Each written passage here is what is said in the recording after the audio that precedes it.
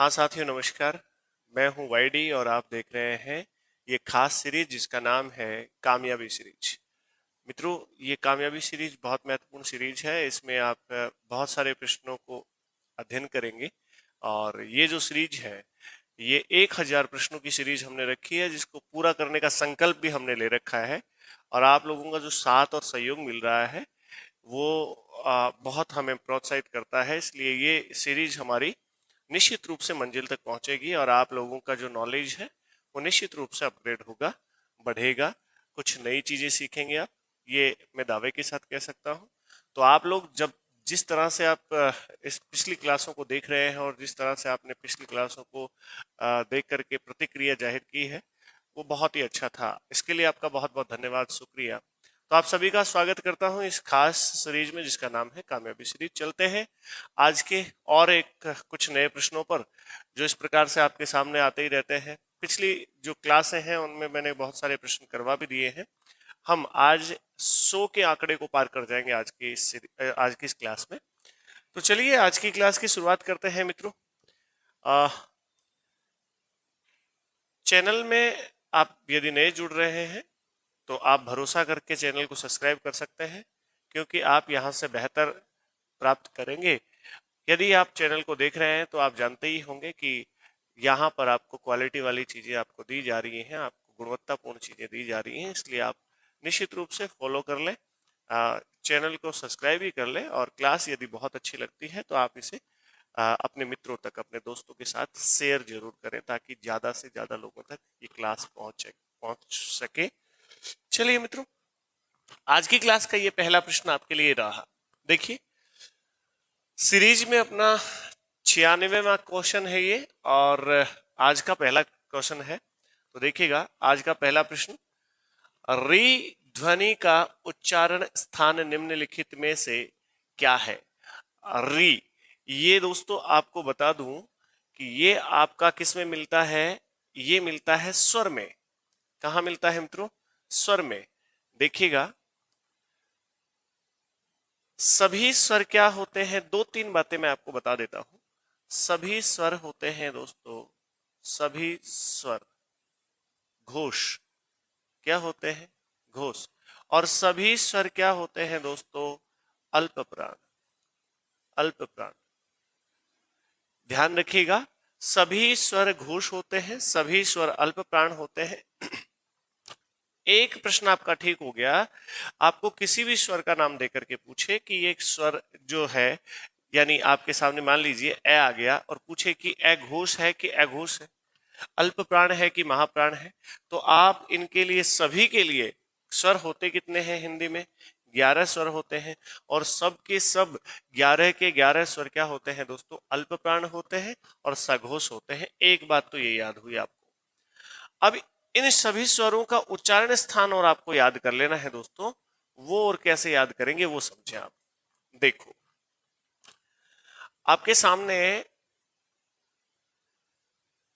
यदि आता है ए और आ का उच्चारण स्थान क्या है?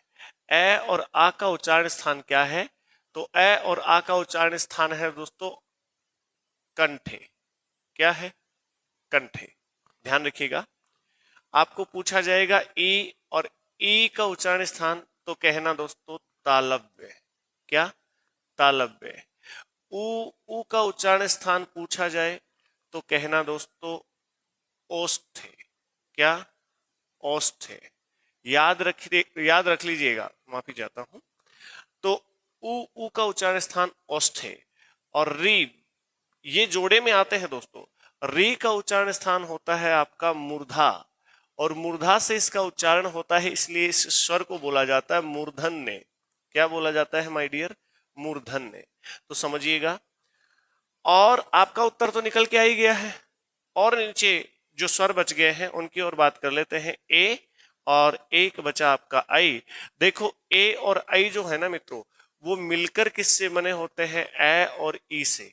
ए और ई से मिलकर बने हैं, इसका मतलब ए का उच्चारण स्थान कंठ है और ई का उच्चारण स्थान क्या है? तालव्य है। तो इनको बोलते हैं दोस्तों कंठ तालव्य। क्या बोलते हैं? कंठ तालव्य। ठीक है। और याद रखना, पूरे स्वरों का उच्चारण स्थान मैंने आपको यहीं करवा दिया है। ओ और औ का उच्चारण स्थान पूछा जाए तो ओ और औ किससे मिलकर बने होते हैं दोस्तों? ए और ऊ से। तो याद रखें, ए का उच्चारण स्थान क्या है? कंठ। ऊ का उच्चारण स्थान क्या है? ओष्ठ। ओष्ठ।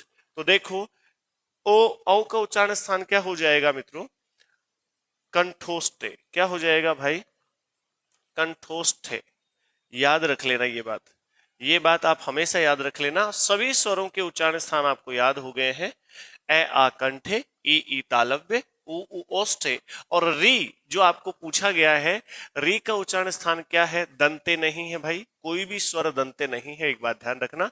तालु आप जानते हैं कौन कौन से बताए मैंने? ई और ई बताया मैंने आपको। कंठे कौन कौन से बताए? ए और आ बेटा क्या होते हैं? कंठे होते हैं। और ये मूर्धा पूछा है तो मूर्धा कौन सा होता है? री। इसलिए इस सवाल का सही जवाब क्या होगा भाई? इस सवाल का सही उत्तर होगा मूर्धा, यानी ऑप्शन डी करेक्ट आंसर। चलिए नेक्स्ट, अगला सवाल आपके लिए ये रहा, और देखिएगा अगला सवाल क्या कह रहा है वो देखो। गुण संधि का संबंध निम्नलिखित में से किस संधि विशेष से है? तो दोस्तों बहुत ही सिंपल सवाल है, बहुत ही आसान सवाल है, वो सुने। देखो, एक होता है दीर्घ स्वर संधि, दीर्घ स्वर संधि, दीर्घ स्वर संधि। एक होता है मित्रों गुण स्वर संधि, गुण स्वर संधि, ठीक है। एक होता है मित्रों वृद्धि स्वर संधि, वृद्धि स्वर संधि, सुनिएगा। और एक होता है दोस्तों यण संधि। कौन सी संधि भाई? यण संधि। एक होता है आपका अयादि संधि। कौन सी दोस्त? अयादि संधि। और ये सब के सब किसके भेद होते हैं दोस्तों? ये होते हैं स्वर संधि के भेद होते हैं। किसके? स्वर संधि के भेद होते हैं।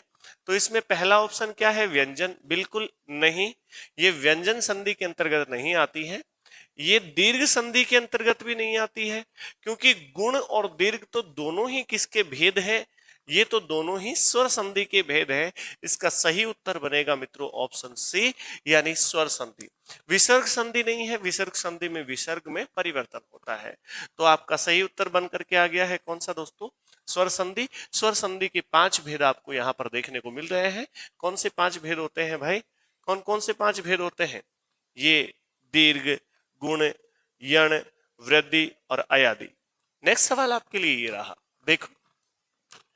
निम्नलिखित में से तत्सम शब्द का चयन कीजिए। अब आप मित्रों जानते तो होंगे ही कि तत्सम और तद्भव कहते किसे हैं। तत्सम उन शब्दों को कहा जाता है भाई, तत्सम उन शब्दों को कहा जाता है जो संस्कृत से हिंदी में प्रयोगित होने लगे हैं। संस्कृत से किस में प्रयोगित होने लगे हैं? हिंदी में प्रयोगित होने लगे हैं। हिंदी में प्रयोगित। ध्यान रखना दोस्तों, प्रयोगित भी कैसे? ज्यों के त्यों, ज्यों के त्यों हिंदी में प्रयोगित होने लगे हैं। तो ऐसे शब्दों को कहा जाता है मित्रों तत्सम। तत्सम। और तत्सम का मतलब ही क्या होता है? ये देखो, दो शब्दों से मिलकर बना हुआ है। एक तत्, तत् यानी उसी, और सम यानी समान। उसी के समान जैसे थे, उसी समान हिंदी में प्रयोगित होने लगे हैं, ऐसे शब्दों को कहा जाता है तत्सम। जो शब्द संस्कृत के थे मगर अब रूप परिवर्तित करने के बाद वो हिंदी में रूप बदल करके प्रयोगित होते हैं, तो उनको कहा जाता है तद्भव। क्या कहा जाता है भाई? तद्भव शब्द कहा जाता है। अब आपको पूछा क्या गया है? तत्सम शब्द को आपको छांटना है। छांट लेंगे, बहुत ही आसान है। उपवास, उबटन, उलाना, अवतार। तो दोस्तों ध्यान रखना, अवतार मतलब अवतार, ये इसका तत्सम है। ये नहीं होगा, उलाना नहीं और उबटन भी नहीं। और ध्यान रखना, उपवास तत्सम शब्द है, और उपवास का तद्भव जो होता है मित्रों वो होता है उपास। याद रख लीजिएगा, उपास इसका तद्भव रूप होता है और उपवास ये तत्सम शब्द है। इसलिए इस सवाल का सही उत्तर क्या बनेगा? ऑप्शन ए, विकल्प ए राइट आंसर। ठीक है मित्रों, चलिए बहुत प्यार से पढ़ते चले दोस्तों, आप बहुत अच्छा पढ़ रहे हैं, बहुत अच्छा कर रहे हैं। उम्मीद कर रहा हूं आप ये पढ़ करके अपनी परीक्षा में आप अच्छा करेंगे। देखें, निम्नलिखित में से शब्द के शुद्ध रूप का चयन कीजिए। आपको शब्द वर्ग मतलब शब्द शुद्धि से सवाल पूछा गया है और केवल एक ही शहर का नाम है, वो केरल का शहर है और आप जानते भी हैं केरल की राजधानी भी है, और उसका शुद्ध नाम क्या है वो आपको ध्यान रखना है। देखो, तिरुअनंतपुरम, तिरुअनंतपुरम नहीं, तिरुअनंतपुरम नहीं है भाई, वो तो आपको थोड़ा सा देखना ही पड़ेगा कुछ शब्दों को आप कैसे लिखते हैं। तिरुवनंतपुरम मेरे हिसाब से ये ठीक है, थिरुवनंतपुरम नहीं, और तिरुवनंतपुरम ये बिल्कुल गलत है। देखो कितना आसान सवाल हमें पूछा गया। विद्यार्थी को इतना ध्यान होना चाहिए कि मैं जब शब्द लिख रहा हूं, जब मैं शब्द का उच्चारण कर रहा हूं, उस समय मैं पूर्ण सावधानी बरतूं। यदि आप सावधानी पूर्वक हिंदी को लिखते हैं, हिंदी को सावधानी पूर्वक उच्चारित करते हैं, तो मित्रों गलतियां होने की संभावनाएं बहुत कम हो जाती है। ठीक है, तो ये बात आपको थोड़ा सा समझना पड़ेगा मित्रों। चलिए नेक्स्ट सवाल, इसका सही उत्तर ऑप्शन बी करेक्ट। ठीक है, अगला सवाल आपके लिए ये रहा। बहुत ही बेहतरीन सवाल है दोस्तों, बहुत ही बेहतरीन सवाल है। आप देखें इस सवाल को, देखें दोस्तों। 100, हमने कहा था कि आज की क्लास में हम 100 से ज्यादा सवालों तक पहुंच जाएंगे, तो आज की क्लास में हमने 100 का आंकड़ा पूरा कर लिया है। आपको बधाई हो बहुत बहुत। निम्नलिखित में से भाववाचक संज्ञा शब्द कौन सा है, और भाववाचक संज्ञा किसे कहते हैं मैं बता ही देता हूं आपको मित्रों। संज्ञा किसे कहते हैं? किसी नाम को, किसी भी नाम को क्या कहते हैं मित्रों? संज्ञा ही कहते हैं। आप दुनिया में जो भी नाम आपको आते हैं या जो आप नाम सुनते हैं वो सब के सब संज्ञा हैं। और अगर आपको संज्ञा के भेद पूछा जाए तो आप कहेंगे कि संज्ञा के मुख्य रूप से 3 भेद होते हैं। एक होता है दोस्तों व्यक्तिवाचक, क्या होता है? व्यक्तिवाचक। एक होता है दोस्तों जातिवाचक, क्या होता है? जातिवाचक। जातिवाचक ये मैं यहां लिख देता हूं। एक होता है प्यारे दोस्तों जातिवाचक, एक होता है आपका भाववाचक। और भाववाचक संज्ञा क्या होती है या संज्ञा क्या होती है ये आपको जानना है। व्यक्ति वह शब्द जो किसी एक व्यक्ति का ही बोध कराए, एक पर्टिकुलर चीज का बोध कराए, उसे कहते हैं व्यक्तिवाचक संज्ञा। जो किसी वर्ग का बोध कराए उसे कहते हैं जातिवाचक। और जो ना तो किसी एक व्यक्ति का ना किसी समूह का या वर्ग का बोध कराती है, वो तो किसी न किसी भाव का बोध कराते हैं, ऐसे शब्दों को क्या कहा जाता है? भाववाचक संज्ञा कहा जाता है या संज्ञा कहा जाता है। इनमें से देखना दोस्तों, इन 4 शब्दों में से आपको देखना और खुद पता करना है कि कौन सा भाव है। अंदर का भाव होना चाहिए दोस्तों। आप उसे छू नहीं सकते, आप उसको तोल नहीं सकते, माप नहीं सकते, उसको भाव कहते हैं, है ना। जैसे प्रेम है, प्रेम को नहीं तोला जा सकता है, ना ही मापा जा सकता, ना ही प्रेम को छुआ जा सकता है। बिल्कुल नहीं, ऐसा नहीं कर सकते आप। अगर कोई विद्यार्थी कहता है कि मैं आपसे बहुत प्रेम करता हूं, तो बहुत उसे पूछना कितना प्रेम करते हो, तो क्या वो बता सकता है कि 1 किलो प्रेम करता हूं, 2 किलो प्रेम करता हूं? ऐसा नहीं है ना। तो ये सिर्फ भाव होता है, अंदर के भाव होते हैं, है ना। तो देखिएगा, आयोग, आयोग तो भाई समूहवाचक संज्ञा के अंतर्गत आएगा। मित्र हमें बेवकूफ मत बनाओ, आयोग तो क्या आएगा? समूहवाचक। और सर समूहवाचक संज्ञा तो आपने बताई नहीं। तो समूहवाचक संज्ञा है ना दोस्त, वो जातिवाचक का उपभेद है। मैंने पिछली कक्षा में आपको बताया था कि समूहवाचक जातिवाचक संज्ञा का ही एक पार्ट है, और जातिवाचक संज्ञा के 2 पार्ट है। एक तो होता है समूहवाचक, क्या होता है? समूहवाचक। और एक होता है मित्रों द्रव्यवाचक। तो ध्यान रखिएगा, मैंने आपको द्रव्यवाचक और समूहवाचक किसके अंतर्गत बताए हैं? जातिवाचक संज्ञा के अंतर्गत बताए हैं। तो ये तो समूहवाचक का हो गया। और गेहूं नहीं भैया, गेहूं भी जातिवाचक है, और तांबा भी जातिवाचक। तांबा किस में आ गया? तांबा आपका द्रव्यवाचक में। द्रव्य का मतलब होता है मित्रों पदार्थ, और द्रव्य का दूसरा नाम है पदार्थ। आप यूं भी कह सकते हैं पदार्थवाचक संज्ञा, और ये दोनों के दोनों किस में शामिल होते हैं, जातिवाचक में। लेकिन देखो, क्या मुस्कुराहट को तोला जा सकता है, क्या मुस्कुराहट को छुआ जा सकता है? तो मित्रों याद रखना, ये डी ऑप्शन इसका सही उत्तर है, मुस्कुराहट, क्योंकि ये एक भाव है। क्या है? भाव है। यहां तक आपको समझ में आ गया होगा, उम्मीद कर रहा हूं। अगला सवाल आपके लिए ये रहा, बहुत ही बेहतरीन सवाल है, गौर करें दोस्तों। देखिए, निम्नलिखित में से इच्छावाचक वाक्य का चयन कीजिए। इच्छावाचक वाक्य, ये दोस्तों इच्छावाचक वाक्य है ना, ये अर्थ के आधार पर होता है। किसके आधार पर? अर्थ के आधार पर होते हैं। अर्थ के आधार पर वाक्य के 8 भेद होते हैं दोस्तों। कितने होते हैं? 8 भेद होते हैं। 8 ऐसे लिखेगा, अर्थ के आधार पर कितने भेद होते हैं? 8 भेद होते हैं। सदा कल्याण हो, बिल्कुल मुझे तो यही लग रहा है कि मेरी इच्छा है कि आपका सदा क्या हो दोस्तों? कल्याण हो।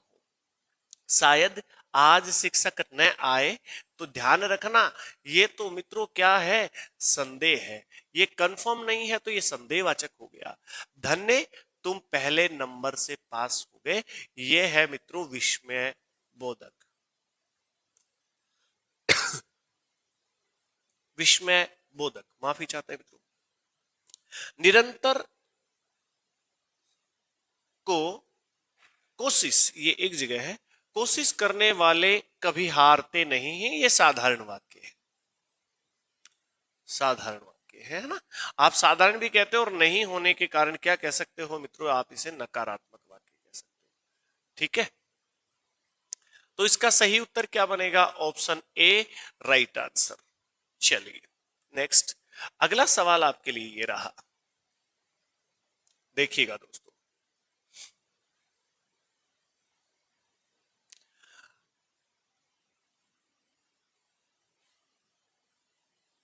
निम्नलिखित में से शुद्ध वर्तनी वाले शब्द का चयन कीजिए। फिर शब्द शुद्धि से सवाल आया है, और आप पहले ऑप्शन पे जाते हैं तो आप पाते हैं कि नौसिखिया हमने तो ऐसे नहीं सीखा, हमने तो नौसिखिया ऐसे लिखना सीखा है मित्रों।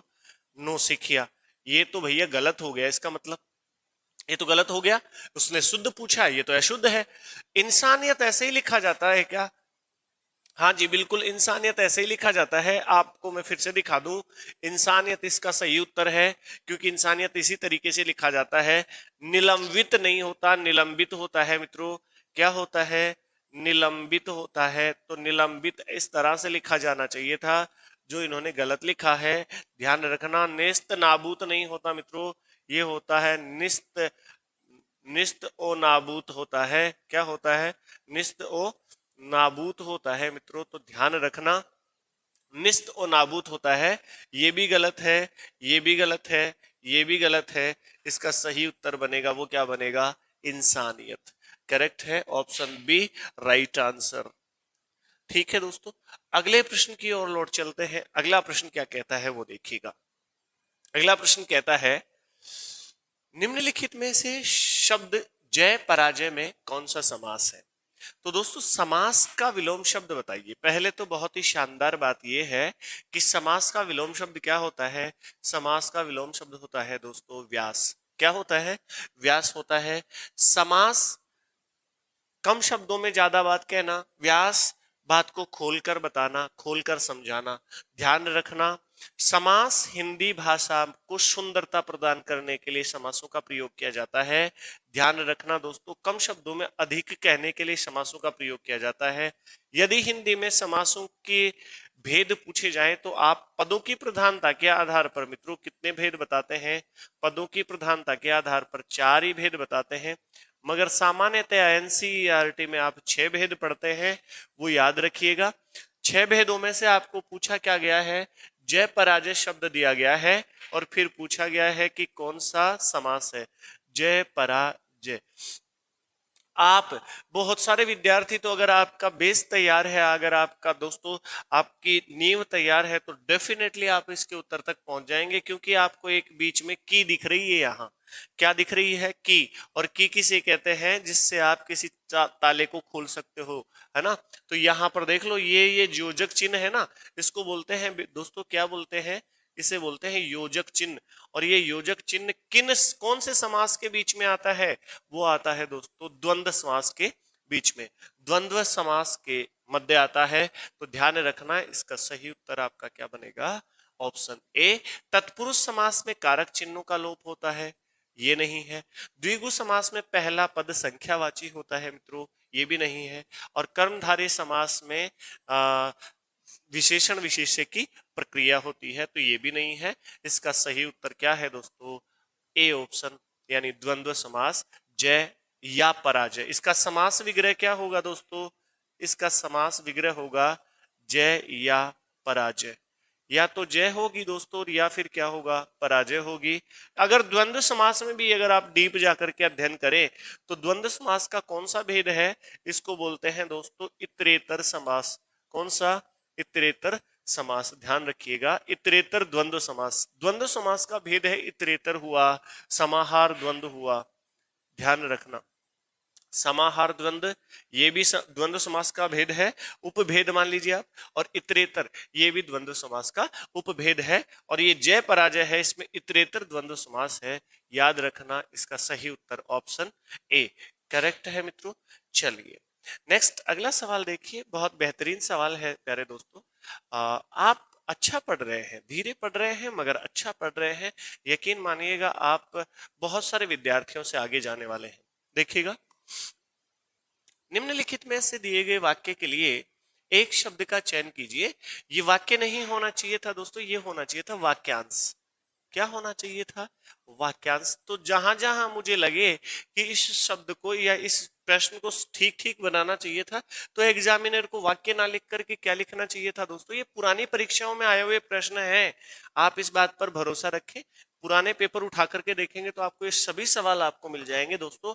ध्यान रखना, यहाँ वाक्य तो क्या होता है? वाक्य तो पूर्ण रूप होता है। वाक्यांश क्या होता है? वाक्य का आधा अंश होता है, या वाक्य का कुछ भाग होता है, उसे वाक्यांश कहते हैं। और देखो, जिस जिस वाक्यांश से किसी बात की स्पष्टता ना जाहिर हो, तो फिर उसे हम वाक्यांश ही कहेंगे, वाक्य क्यों कहें? देखो, जिस स्थान पर अभिनेता अपना वेश विन्यास का मतलब होता है कपड़े बदलते हैं, वेश धारण करते हैं, या फिर पर्दे के पीछे जाकर के जब वो अपना मेकअप करके सामने पर्दे के सामने आते हैं, तो उसे क्या कहा जाता है? ये वाक्यांश है। और इस वाक्यांश के लिए सही उत्तर बनेगा आपको दोस्तों नेपथ्य। क्या बनेगा? नेपथ्य। नेपथ्य के पीछे से आवाज भी आती है दोस्तों, उस पर्दे के जो पीछे का भाग होता है उसको बोलते हैं क्या? नेपथ्य बोलते हैं। अजर, अजर तो नहीं दोस्तों, अजर का मतलब तो क्या होता है? जो कभी बूढ़ा ना हो। जो कभी क्या ना हो? बूढ़ा ना हो। जो कभी बूढ़ा न हो। दोस्तों एक बात का और ध्यान रखना, न होता है, ना नहीं होता हिंदी में। आप कई बार ये प्रयोगित करते हैं ना, जो कभी बूढ़ा ना हो, ना नहीं होता, ये तो गलत बात है। न हो, ये ठीक बात है। बात समझ रहे हैं? जो कभी बूढ़ा ना हो उसे क्या कहते हैं? अजर।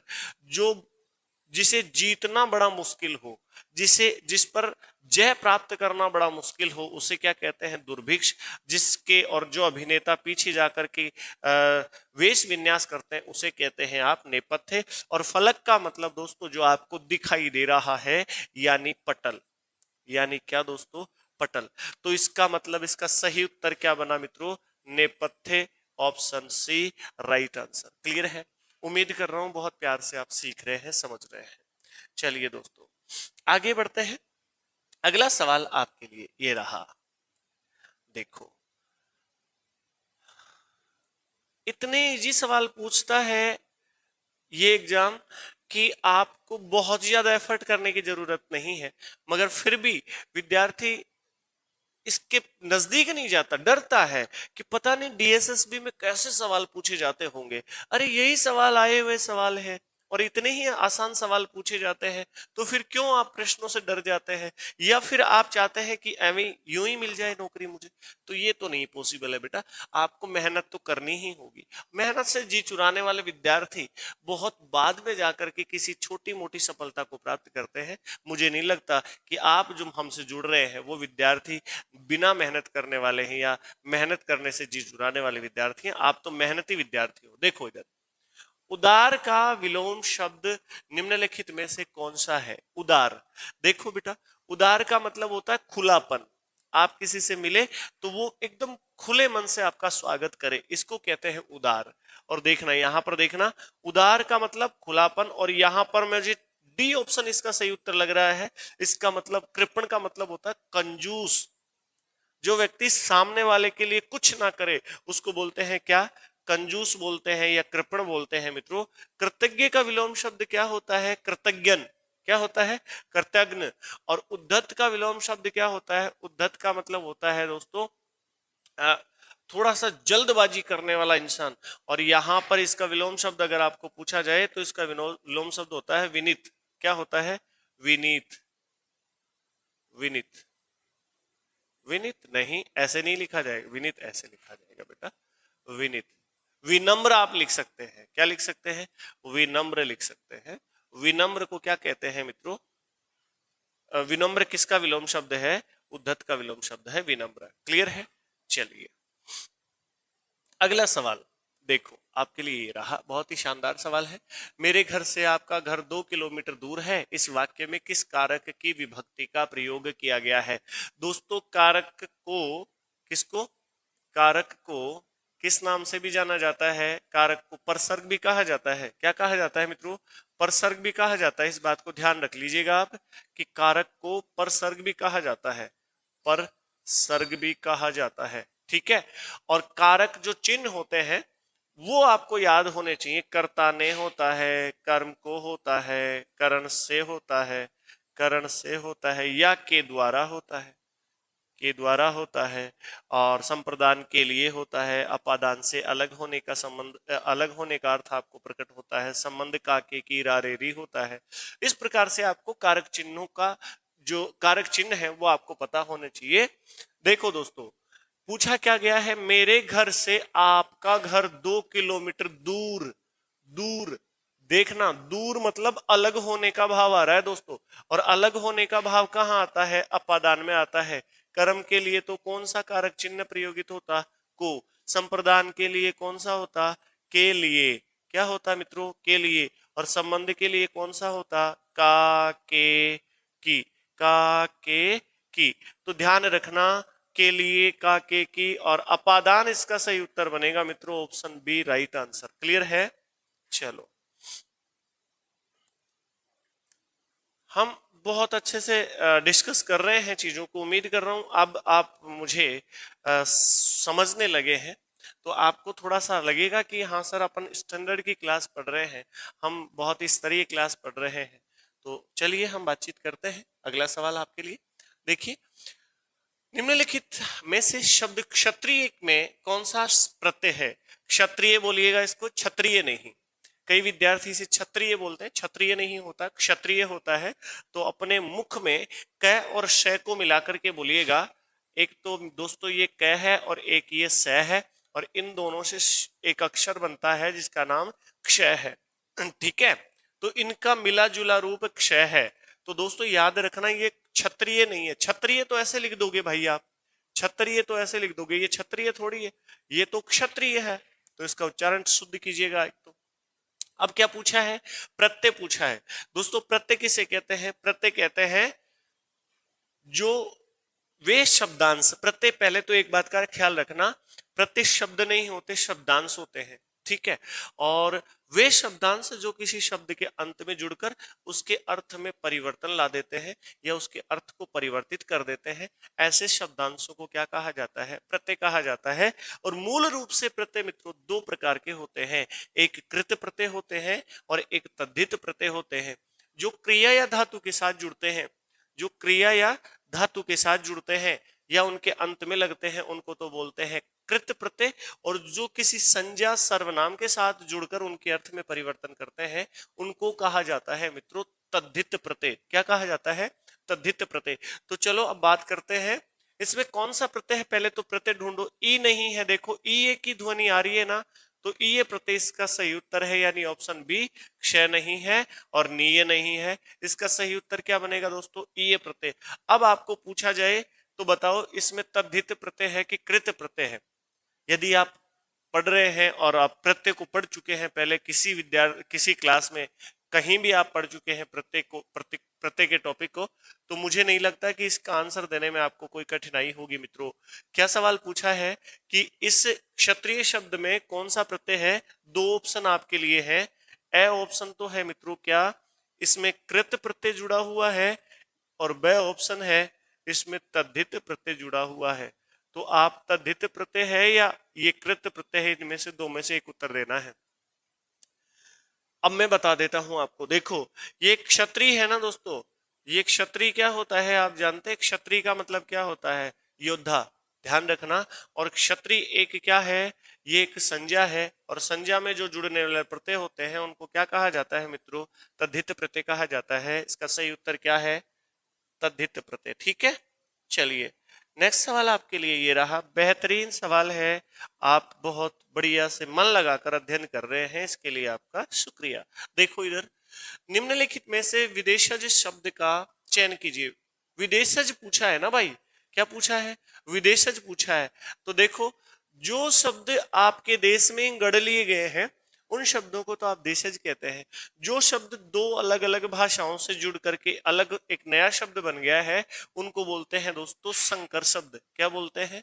संकर शब्द बोलते हैं। जो शब्द संस्कृत से सीधे हिंदी में प्रयोगित होने लगे हैं उनको बोलते हैं बेटा तत्सम। क्या बोलते हैं माय डियर? तत्सम बोलते हैं। जो शब्द संस्कृत से उठ करके हिंदी में प्रयोगित होने लगे हैं, जो कि त्यों नहीं उनका बदला हुआ रूप, उनको मित्रों क्या बोलते हैं? उनको तद्भव बोलते हैं। और जो शब्द देश में के ही है उन्हें देसी कहा जाता है या देशज कहा जाता है। क्या कहा जाता है? देशज शब्द कहा जाता है। और जो शब्द बाहर से आए हैं, दूसरी भाषाओं से हमने लिए हैं, उनको बोला जाता है विदेशज। तो देखो अपना ही बनाया हुआ शब्द है लाला लाली, ये शब्द तो अपने ही बनाए हुए हैं। और ये धक्का लग गया, ये भी अपना ही शब्द है। अपने शब्दों का तो आनंद ही अलग है मित्रों। और ये गड़बड़ घोटाला, ये भी बिल्कुल अपने अपने तैयार किया है। इसलिए ये तीन शब्द तो क्या है? देशज है। और ये पाउडर है ना, ये अंग्रेजी भाषा का शब्द है मित्रों। इसलिए इसका सही उत्तर क्या बनेगा? Option C correct answer. चलिए मित्रों, ठीक है। और एक और सवाल देखिए, बहुत ही शानदार सवाल है। निम्नलिखित में से उपयुक्त शब्द का चयन कीजिए। उपयुक्त, उपयुक्त नहीं होना चाहिए था दोस्तों। यहां पर देखो मैं आपको थोड़ी सी इसमें गलती जो हो चुकी है टाइपिंग में, उसको मैं ठीक करने का प्रयास कर रहा हूं माय डियर। ये उपयुक्त का मतलब होता है ऊपर लिखा हुआ, ये नहीं। यहां आना चाहिए था उपयुक्त। क्या आना चाहिए था दोस्तों? उपयुक्त शब्द आना चाहिए था। उपयुक्त का मतलब जो इसके लिए उचित है ना। तो कामायनी, और इसको इन्वर्टेड कोमा में बंद करना चाहिए था। खैर कोई बात नहीं है, आपको जो पूछा गया है उसका उत्तर दो। क्या देखो क्या पूछा गया है? निम्नलिखित में से उपयुक्त शब्द का चयन कीजिए। तो करेंगे साहब, कामायनी एक रचना है, ये तो हम जानते हैं। क्या मैथिली शरण गुप्त की रचना है? क्या तुलसीदास जी की रचना है? क्या सूरदास जी की रचना है? नहीं दोस्तों, ये तो किसकी रचना है? जयशंकर प्रसाद जी की रचना है। इसलिए इसका सही उत्तर क्या बनेगा? Option D.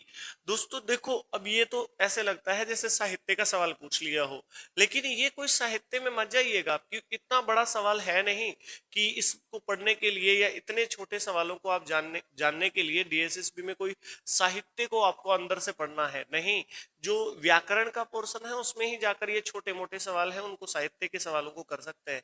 जैसे आपको पूछ लिया जाए कंकाल किसकी रचना है, जैसे आपको पूछ लिया जाए लहरों के राजहंस किसकी रचना है, जैसे आपको पूछ लिया जाए उर्वशी किसकी रचना है। तो ऐसे सवालों के जवाब तो मित्रों आपको यहीं पर आ जाने चाहिए, क्योंकि ये बेसिक चीजें हैं हिंदी पढ़ने वाले विद्यार्थियों के लिए। तो एग्जामिनर ये उम्मीद करके पूछता है कि आपको इतना तो पता होगा ही होगा मित्रों। कामायनी एक बहुत ही कालजयी रचना है। किनकी? जयशंकर प्रसाद जी की। ठीक है मित्रों, तो इसका सही उत्तर कौन सा बनेगा? Option D is right answer. चलिए नेक्स्ट अगले सवाल पर चलते हैं दोस्तों। अगला सवाल है 110 नंबर का सवाल और आज की क्लास का ये अंतिम सवाल है। निम्नलिखित में से कौन सा बिजली का पर्यायवाची शब्द नहीं है? बिजली का पर्यायवाची शब्द नहीं है। बिजली कौन सी भी मान लो आप दोस्तों, चाहे तो आप आकाशीय बिजली मान लो, जिसको तड़ित झंझावत कई नामों से आप जानते हैं। ये बिजली, इसको भी कई नामों से जानते हैं। तो देखना, सौदामिनी होता है भाई। सौदामिनी हमने सुना है, दामिनी के साथ में सौदामिनी लगा दिया तो हम कौन सा घबरा जाएंगे? ये भी होता है सर। कौन सा होता है भाई? ये भी होता है। हमने खूब बार देखा है दामिनी, हमने खूब बार सुना है चंचला, हमने खूब बार सुना है सौदामिनी। तो दोस्तों ये तो सब के सब किसके पर्यायवाची हैं? बिजली के पर्यायवाची हैं। कांता किसे कहते हैं? सुंदर स्त्री को कहते हैं दोस्तों। सुंदर स्त्री को कहा जाता है क्या? कांता। कांत यानी सुंदरता, कांत यानी सुंदरता और कांता यानी सुंदर स्त्री। सुंदर बदन वाली स्त्री, सुंदर दिखने वाली स्त्री। ठीक है दोस्तों, जिसको आप एक शब्द में सुंदरी भी कह सकते हैं। ठीक है, तो इसका सही जवाब क्या बनेगा मित्रों? कांता। राइट। तो चलिए, आज की क्लास में हमने 110 सवालों तक बातचीत की है। और भी आगे सवाल है क्या? ओहो, और भी सवाल है। चलिए हम और सवालों पर बात करते हैं। कोई बात नहीं है। 111 नंबर का सवाल है, सीरीज के अनुसार है ये दोस्तों। नीचे दिए गए वाक्य में निम्नलिखित में से किस चिन्ह का प्रयोग किया गया है? देखो, चिन्ह, आपको विराम चिन्हों का टॉपिक है वो बहुत अच्छे से आना चाहिए मित्रों। विराम चिन्ह वाला टॉपिक है वो बहुत बढ़िया से आना चाहिए आपको। वाह, कितना सुंदर दृश्य है, कितना सुंदर दृश्य है। तो यहां पर एक शब्द को देखते ही आपको इस विराम चिन्ह का पता चल जाएगा। इसमें वाह, देखो, जहां हर्ष, शोक और विस्मय की जहां बात हो, वहां पर विस्मयादि बोधक चिन्ह का प्रयोग करते हैं। विस्मयादि बोधक चिन्ह का प्रयोग किया जाता है वहां पर। और विस्मयादि बोधक चिन्ह कौन सा होता है दोस्तों? ऊपर से एक ऐसे खड़ी पाई और उसके नीचे एक बिंदु, जिसको आप ऐसे नहीं बोल सकते हिंदी में, इसे बोलते हैं विस्मयादि बोधक चिन्ह। अब देखना, विस्मयादि बोधक चिन्ह कौन सा होता है? अर्धविराम ना भाई, अर्धविराम कौन सा होता है बेटा? अर्धविराम तो इसे कहते हैं, ये है अर्धविराम। और उपविराम ना, उपविराम तो इनको कहते हैं, ये है साहब उपविराम। ठीक है। और दीर्घ उच्चारण चिन्ह नहीं, वो ये होता है, ये दीर्घ उच्चारण चिन्ह भी नहीं है। तो इसका मतलब इसका सही उत्तर क्या बनेगा भाई? इसका सही उत्तर बनेगा ऑप्शन डी। सही उत्तर है ऑप्शन डी, विस्मयादि बोधक चिन्ह। विराम चिन्हों वाला टॉपिक है, आपको करवाया जाएगा। ये बहुत ही बेहतरीन टॉपिक है, ये बहुत सरल टॉपिक है। इसको यदि आप ठीक से 1 घंटा दे देते इस टॉपिक को, तो जीवन में कभी आपका कोई प्रश्न गलत नहीं हो सकता विराम चिन्ह से संबंधित। चलिए दोस्तों, नेक्स्ट आगे बढ़ते हैं। और अगला सवाल देखिए, निम्नलिखित में से किस मुहावरे का अर्थ किसी को तुच्छ समझकर अलग करना होता है? देखो, हम जब हमारा काम होता है तो हम उससे अपना काम निकलवाते हैं, लेकिन उसके बाद जब हमारा काम निकल गया, हमारा मतलब हम, आप और हम ऐसे नहीं है मित्रों, लेकिन जब कोई आदमी ऐसा होता है तो सुनना, जो अपना काम करवाने के बाद उसे क्या करता है, जैसे दूध में से या चाय में मक्खी गिर गई और उसे निकाल करके फेंक देते, बोला इसका कोई काम नहीं है। तो उसी प्रकार से जो व्यवहार करते हैं उसको, उसके लिए ये बन सकता है कि किसी को तुच्छ समझ करके, किसके क्या काम की चीज है, ये क्या काम आएगा आगे, तो उसको समझ करके, तुच्छ समझ करके उसको अलग कर देना। इसके लिए मुहावरा कौन सा बनता है? देखो, ये दामक नहीं है दोस्तों, ये दामन होना चाहिए मेरे हिसाब से। क्या होना चाहिए? दामन होना चाहिए। देखो, और यदि ये दामन होता, यहाँ क्या होता भाई? दामन होता, तो दामन पकड़ना का मतलब होता है सहारा लेना। क्या होता दोस्तों? सहारा लेना। आप किसी का दामन पकड़ते हैं, इसका मतलब आप किसी का साथ चाहते हैं। दरवाजे की मिट्टी खोदने का मतलब होता है दोस्तों, आप किसी के कोई कुछ पैसे मांगते हैं और आप रोज उसके यहाँ पर तकाजा करने जाते हैं, डेली उसको परेशान करने जाते हैं, डेली उससे पैसा मांगने जाते हैं। तो ये है दोस्तों बार बार तकाजा करना, बार बार तकाजा करना, तकाजा करना, बार बार तकाजा करना, इसका मुहावरा बन सकता है। और देखो, अपना सही उत्तर निकल करके आ गया है जो हमें चाहिए था। दूध की मक्खी की तरह निकाल कर फेंक देना। देखो दोस्तों, दूध की तो कोई मक्खी होती नहीं है, लेकिन यहाँ ऑप्शन में विकल्प में दिया हुआ है तो हमें मान लेना चाहिए दूध में मक्खी, ऐसे होना चाहिए था दूध में मक्खी की तरह निकालकर फेंक देना, या दूध में से मक्खी की तरह निकालकर फेंक देना।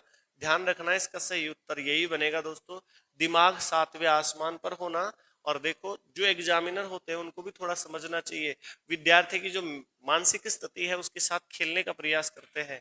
सातवें आसमान पर होने का मतलब आप इसके लिए मुहावरा या इसका जो डिफाइन करोगे, इसे खोल करके समझाओगे किसी को, तो कैसे समझाओगे? गुस्सा आना सातवें आसमान पर होता है तब भी, या फिर आप उत्साह में रहते हैं तब भी आपका दिमाग सातवें आसमान पर रहता है दोस्तों। तो गुस्सा आना भी इसका सही उत्तर बन सकता है, और आप जब उत्साह होना भी इसका सही उत्तर हो सकता है। ठीक है, तो चलिए इसके आगे बढ़ते हैं दोस्तों। अगला सवाल क्या कहता है? अगला सवाल कह रहा है कि निम्नलिखित में से शुद्ध वर्तनी वाले वाक्य का चयन कीजिए। वाक्य और वर्तनी पूछा है इसमें, तो अपने देह को, अपने नहीं होता दोस्तों, जब देह की बात हो रही है ना तो फिर अपनी होता, क्या होता?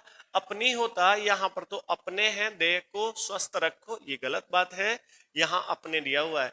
यह दुनिया बड़ी अनोखा नहीं अनोखी है होता तो ठीक रहता।